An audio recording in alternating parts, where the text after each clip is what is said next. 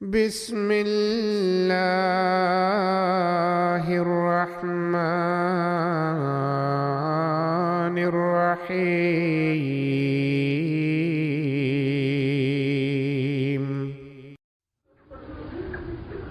मैं अल्लाह ताला को हाजिर नाजिर जानकर कहता हूं कि मैं खिलाफत अहमदिया पर ईमान रखता हूं और मैं खिलाफत अहमदिया को क़यामत तक जारी रखने के लिए पूरी कोशिश करूंगा और इस्लाम की तबलीग को दुनिया के किनारों तक पहुंचाने के लिए इंतहाई कोशिश करता रहूंगा।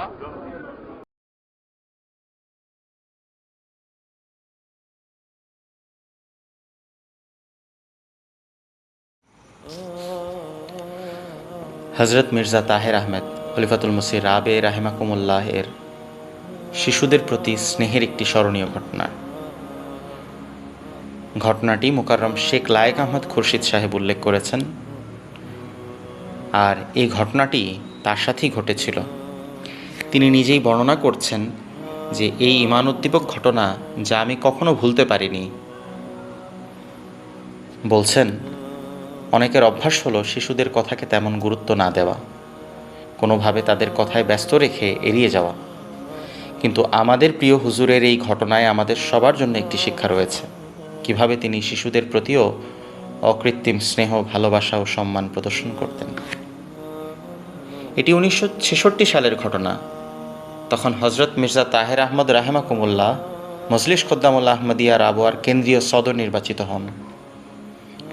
সে সময় আমার বয়স ছিল প্রায় 13 বছর। আমি আমাদের মহল্লা দারুর রহমত ওয়াস্তির আতফালুল আহমদিয়ার জেনারেল সেক্রেটারি ছিলাম। একদিন আমি মসজিদ মোবারকে আসরের নামাজ পড়তে যাই। সেখানে হুজুর এসে আমার পাশে বসলেন। নামাজ শেষ হবার পর হঠাৎ আমার মনে একটি কথা এলো। আমি হুজুরকে সালাম দিয়ে বললাম, মিয়া সাহেব, আমার নাম লায়েক আহমদ। আমি মহল্লা দারুর রহমত ওয়াস্তির আতফালুল আহমদিয়ার জেনারেল সেক্রেটারি। আমার খুব ইচ্ছা আপনি একদিন আমাদের মসজিদে এসে আতফালদের কিছু নসিহত করুন। মিয়া সাহেব আমার দিকে তাকিয়ে থাকেন, তারপর জিজ্ঞেস করেন, তোমার কাছে কি কোনো কাগজ আছে? আমি বললাম না। তখন তিনি নিজের পকেট থেকে একটি কলম বের করে বললেন, তোমার হাতটা বাড়াও। আমি হাত বাড়িয়ে দিলাম। তিনি আমার হাতের ওপর লিখে দিলেন, ইনশাআল্লাহ আগামী সপ্তাহের শুক্রবার মাগরিবের নামাজের পর আমি তোমাদের মসজিদে আসব। এরপর তিনি বললেন, তোমার হাতটি গিয়ে তোমার মহল্লার সদর সাহেব এবং মোহতামিম আতফালকে দেখিয়ে দিও। তিনি বর্ণনা করছেন, তখন মোহতামিম আতফাল ছিলেন মোকাররম মনিরুল হক শাহিদ সাহেব।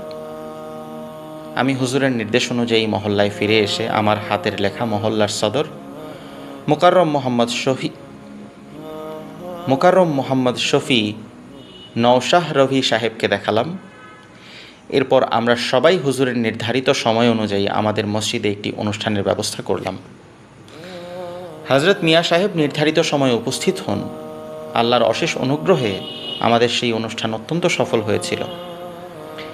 আমি যখনই এই ঘটনাটি নিয়ে চিন্তা করি তখন ভাবি, একজন ছোট্ট শিশুর কথাকেও তিনি অবহেলা করেননি, বরং তার মন রক্ষা করেছেন, তাকে গুরুত্ব দিয়েছেন এবং নিজের অত্যন্ত মূল্যবান সময় থেকে সময় বের করে আমাদের জন্য এসেছেন।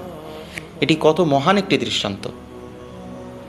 আল্লাহ তাআলা হজরত মির্জা তাহের আহমদ খলিফাতুল মসিহ রাবে রাহিমাকুমুল্লাহ এর প্রতি অগণিত রহমত বর্ষণ করুন এবং আমাদেরকেও তার উত্তম আদর্শ অনুসরণ করার তৌফিক দান করুন।